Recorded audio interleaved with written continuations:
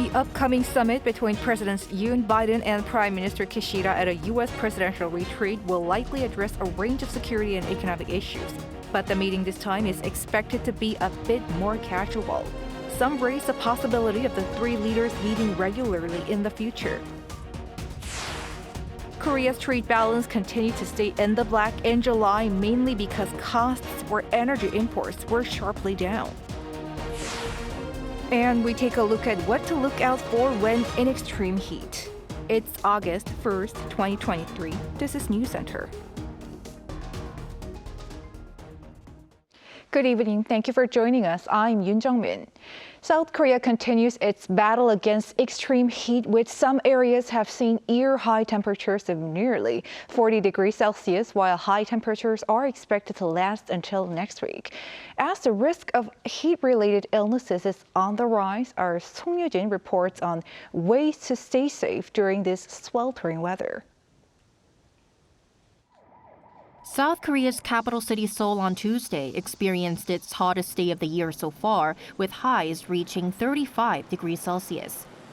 In Hwasungun County in Jeollanam-do province in the south, the mercury soared to 37 degrees Celsius. According to the Korea Disease Control and Prevention Agency, as of 4 p.m. Tuesday, at least 13 people have died from heat-related illnesses this year, like heat stroke, heat exhaustion, and heat cramps due to the prolonged heat wave. That's more than 2 times what was reported in the same period last year. However, the figure is likely to be even higher, as some cases reported to local fire departments have not yet been included. Experts warn that the elderly and people with existing heart or blood vessel conditions are at risk in particular. So what can be done to prevent heat-related illnesses? First, avoid going outside during the hottest time of the day, which is between noon and 5 p.m. People working on farms or in confined spaces like greenhouses should be on high alert. It's not just about the absolute temperature, but also about how long for and where you're exposed to the heat. Even at the same temperature, the risk of heat stroke or heat exhaustion cranks up if you're exposed to the heat for a long time or working in a confined, humid environment. If you can't avoid outdoor activities, try to schedule your work outside these hours and work in a group so that you can ask for help in case of an emergency. Second, drink plenty of water. If you've been sweating a lot, a sports drink might be a good option, as it not only keeps you hydrated, but also helps maintain your electrolyte balance. Third, move to a cool place if you feel unwell. Dizziness, nausea, and headaches are common symptoms of heat-related illnesses. Find some shade, drink water, and if you still feel sick, don't hesitate to reach out for help or go see a doctor. 송유진, Arirang News.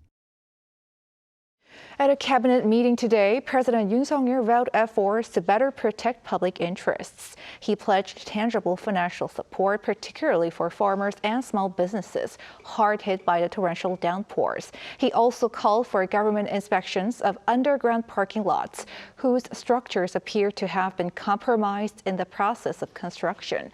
And in response to the recent rallies by teachers, the president reiterated the need for a fresh framework of guidelines that safeguard the rights of the faculty as well as those of the student body within the learning environment to be effective from the second half of the school year. With the leaders of South Korea, the U.S. and Japan set to meet later this month at the U.S. presidential retreat Camp David, there has been speculation as to how the summit will unfold. Officials at South Korea's top office say the summit will be a way to show the close personal relationships between the three leaders, while Seoul's ambassador to Washington says the venue is of particular significance. Our Kim Do-yeon has the latest. The upcoming South Korea-U.S. Japan Trilateral Summit is poised to showcase the close friendships between the three leaders as a key message. According to various officials on Tuesday, a specific schedule is currently being arranged, with the three leaders likely to display the candid and open nature of their talks.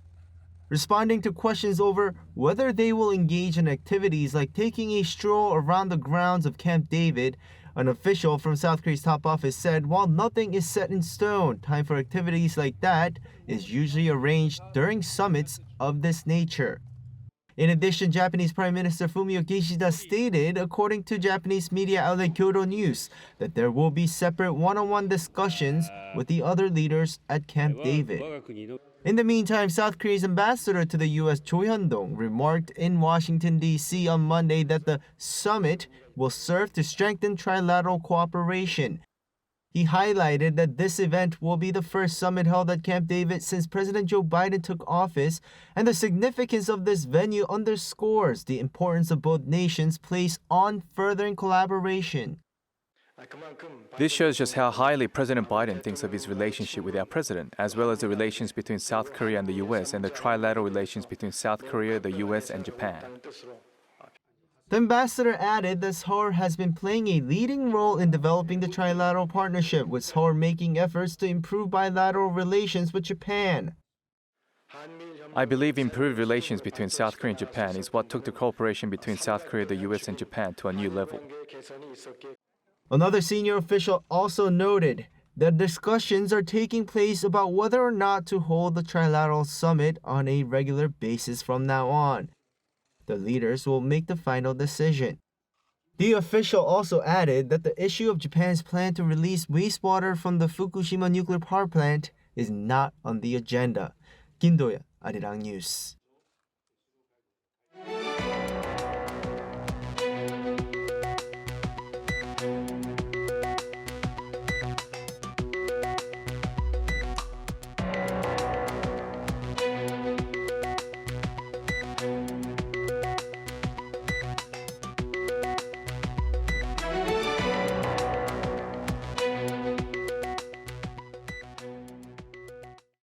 Findings for July show Korea's trade balance in the black for the second month in a row as imports plunged deeper than exports. Auto exports, in the meantime, were strong. Or Moon Hae-ryun reports. South Korea's trade balance was in the black for the second straight month last month on the back of rising auto exports and falling raw material prices. According to data released by the Ministry of Trade, Industry and Energy on Tuesday, the country's trade balance was over $1.6 billion in July, with exports coming to just over $50 billion and imports at over $48 billion. This surplus was largely due to import prices, which fell by more than 25% compared to the same month the year before. Prices for oil, gas and energy fell by over 46% on-year across all three sectors, leading to the sharp decline in import prices. However, outbound shipments from South Korea fell by over 16% on-year. The ministry attributed the decline to the base effect due to record-high exports last July and the continued slump in semiconductor exports. Chip exports have been on a consecutive on-year decline for the past 12 months, with July's outbound shipments of semiconductors falling by 34% compared to last year. Falling oil prices have also led to the decline in the value of various petroleum products, which also contributed to the overall decrease in total export value. Meanwhile, exports across the auto industry, mechanical and household electronic goods sectors rose. Auto exports rose by 15% on-year on the back of rising popularity of eco-friendly vehicles around the world and recorded the highest total value for the month of July. This is the 13th month in a row that auto exports have seen an on-year rise.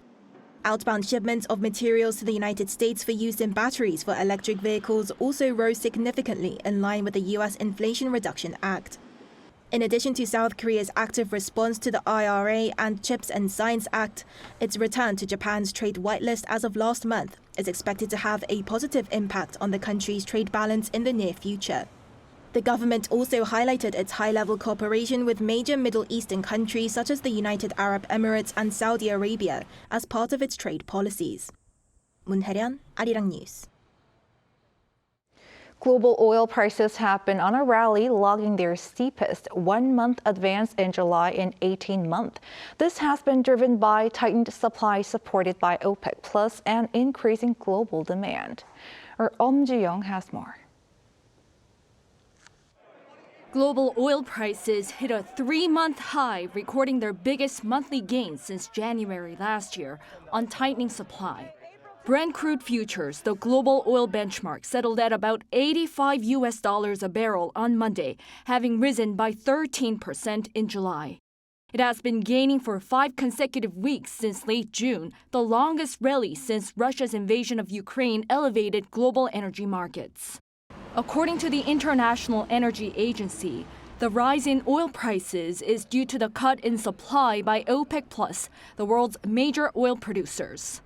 Output cuts by Riyadh and Moscow were announced at the start of July, with Saudi Arabia, the world's biggest exporter of crude oil, expected to extend its oil output cut of 1 million barrels per day, at least until the end of August.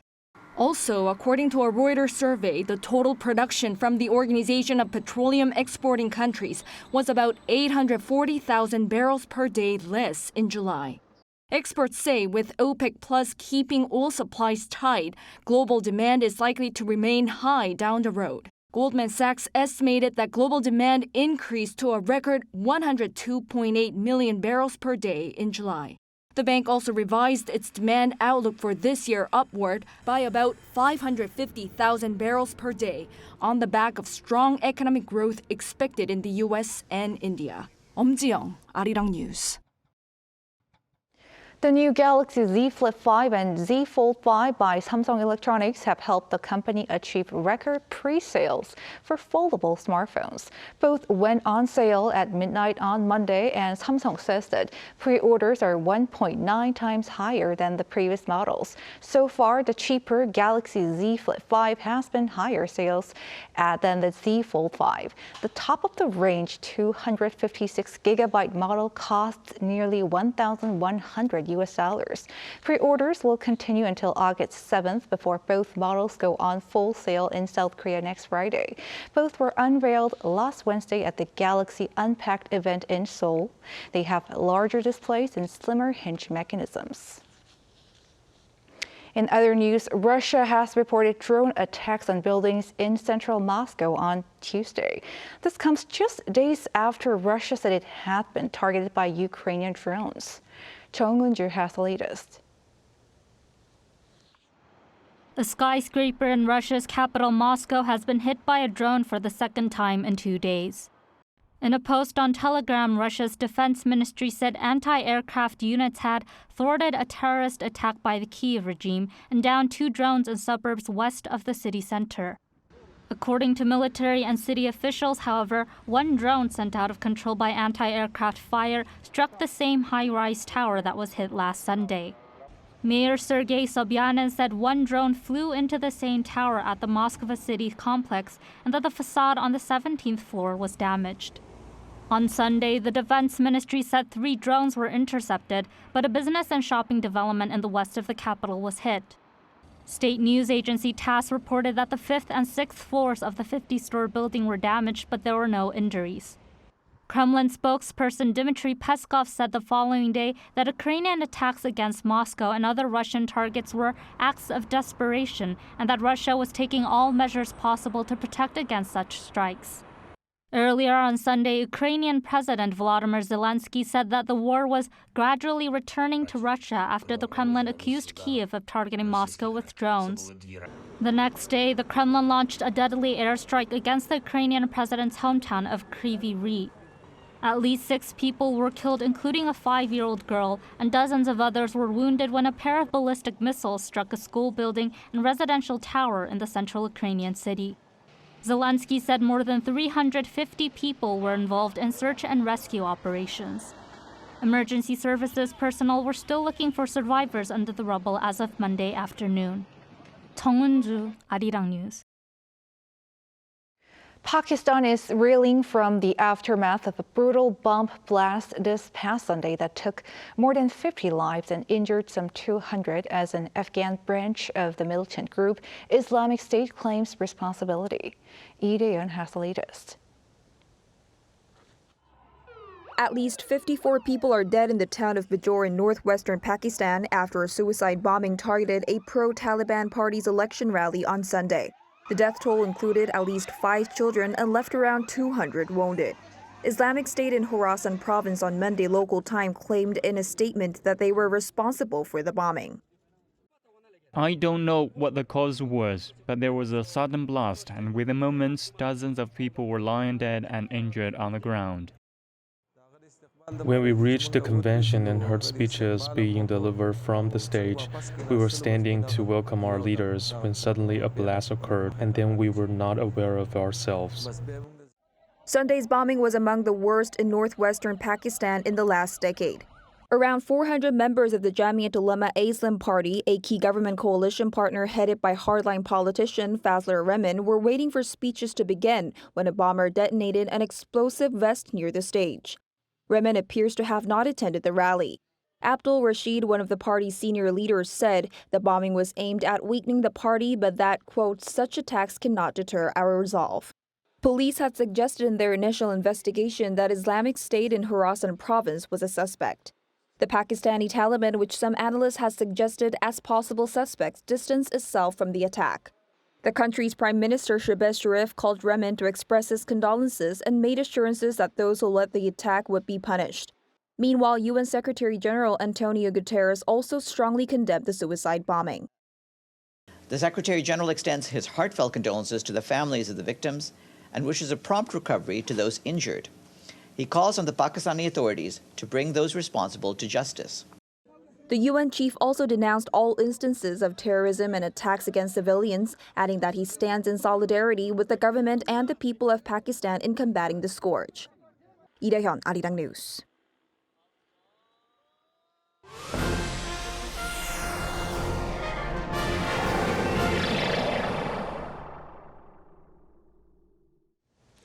The world's largest youth camp, the World Scout Jamboree, is taking place here in Korea at Saemangeum, Jeollabuk-do Province. Some 43,000 teenagers from 158 countries are gathering for the event. Running from the 1st to the 12th of August, the camp has a diverse schedule of programs, including global food tastings, temple stay experiences, and a K-pop concert. It's the second time Korea is hosting this event, which is held every 4 years to promote friendship through youth cultural interactions. The event this time around also coincides with the 100th anniversary of the Korea Scout Association. The solo single 7 by BTS member Jungkook sits in the top of the Billboard Hot 100 for the second week in a row. Billboard's Hot 100 for this week was released on Monday U.S. time, and 7 was ranked at number 9 after topping the chart last week. But the song has remained top of Billboard Global 200 for 2 straight weeks and in the top 20 of the British official singles chart, which is one of the most recognized music charts in the world, along with Billboard. The track was released on July 14th and is Jungkook's official solo debut single. These days, much attention is not just on K-pops or K-dramas, but also on K-webtoons, as Korea now aims to become one of the top 4 content giants in the world by 2027. Our Shin Se-byuk takes a look at the power and potential of this particular content. The K-content industry has emerged as a major export powerhouse in South Korea, with Korean dramas and movies finding great success abroad. The country is now seeking to become one of the world's top 4 content giants by 2027. As part of these efforts, the government is now shifting its focus to the potential of webtoons. Data from the Korea Creative Content Agency shows the value of K-content exports reached over $13.3 billion in 2022. Cartoons accounted for only 0.8% of that amount. However, the cartoon sector saw remarkable growth with a 30% on-year increase, making it one of the top 3 fastest-growing segments in the content industry. An expert says what makes webtoons particularly significant is their use as source material for various screen adaptations. In the past, novels and comics served as the foundation for a variety of cultural content. Nowadays, webtoons and web novels, which captivate the younger generation, have taken on the role. And now, these are being exported worldwide. To foster the webtoon industry further, the Seoul Metropolitan Government has launched educational initiatives to nurture webtoon creators and producers. The core strength of K-content lies in the creativity of its creators. Nurturing that creativity requires providing them with the right talents and a platform to unleash their creative potential. Through these courses, students have the opportunity to develop their competitiveness as webtoon creators. I received valuable feedback and advice from many mentors, which helped me objectively assess my skills. The classes taught me how to direct webtoons, understand illustrations better, and create trendier comics. South Korea's well-established web environment also allows it to create more engaging content than other countries. South Korea's highly digitalized environment further facilitates collaboration between creators. However, he also expressed concerns about potential diplomatic issues that may arise when exporting webtoons or K-content, as some content could touch on sensitive topics. To that end, the expert said the government has to take on a role beyond just providing financial support, acting as a mediator to address these issues. 신세벽, 아리랑 뉴스.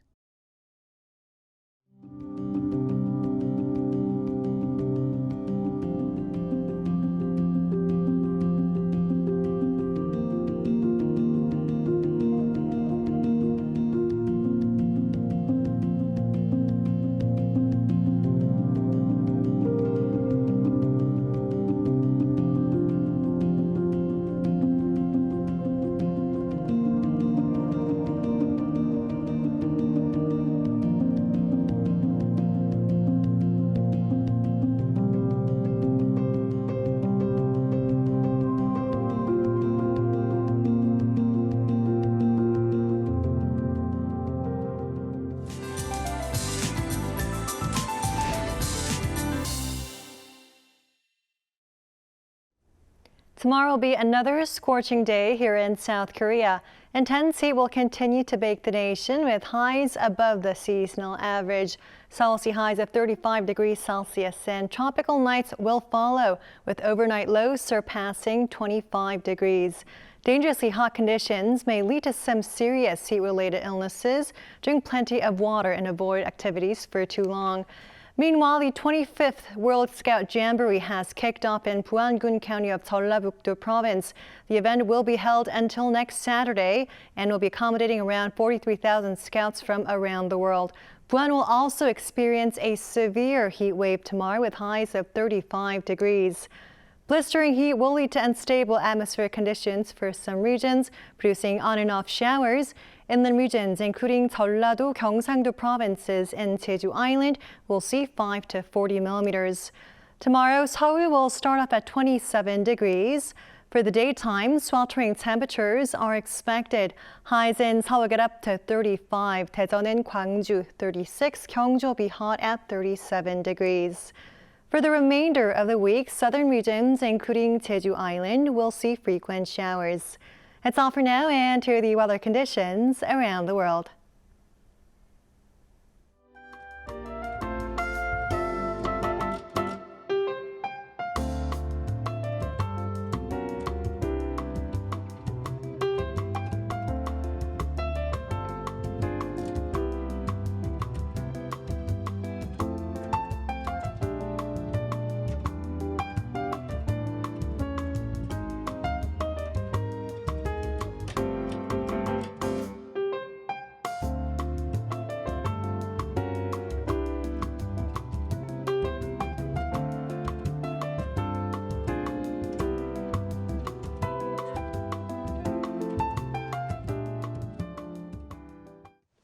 That is News Center for tonight. Thank you for watching. A panel session coming up.